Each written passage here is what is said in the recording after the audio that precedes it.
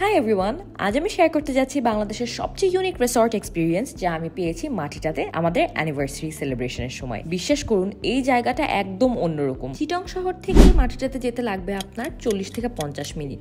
রিসেপশনেই আমাদেরকে welcome drinks দিয়ে একটি গাড়ি করে নিয়ে গেল আমাদের কটেজে, and I was shocked guys, it was so beautiful. বিশ্বাসই হচ্ছিল না এটা বাংলাদেশে। নিচে ছিল লিভিং স্পেস এবং একটি ওয়াশরুম এবং উপরে ছিল আমাদের বেডরুম এরিয়া। আমাদের কটেজটার নাম ছিল হলদে পাখি, অ্যান্ড থাকা খাওয়া সহ আমাদের টোটাল কস্ট পড়েছিল 18,000 টাকা। লাঞ্চের সময় আমাদের জন্য ছিল একদম টাটকা বাংলা খাবার, আর আনলিমিটেড বুফে তো আছেই। বিশেষ করে ভাজা মাছ আর ভর্তাগুলোর স্বাদ এত ভালো ছিল যে এখনো মনে পড়ে। বৃষ্টি একটু পড়ছিল, আর এই রোম্যান্টিক আবহাওয়ায় আমরা পুরো গ্রাউন্ড এক্সপ্লোর করলাম।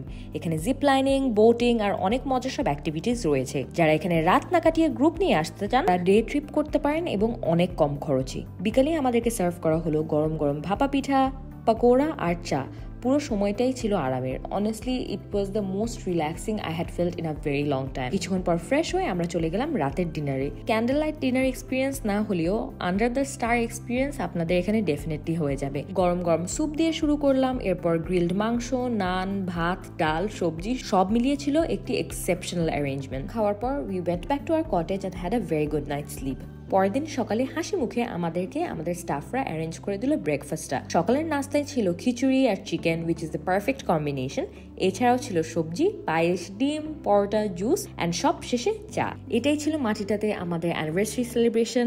নাও if you ask me if মাটিটা ওয়াজ ওয়ার্থ ইট, আমার ডেফিনেটলি মনে হয় আমাদের সবারই এখানে একবার যাওয়া উচিত। বাইরে তো আমরা অনেকেই ঘুরি, বাট আসলে নিজের দেশে যে এত সুন্দর রিসর্ট এক্সপিরিয়েন্স হবে এটা আমি কখনোই ভাবতে পারিনি। আজকের মতো এখানেই শেষ। Until next time.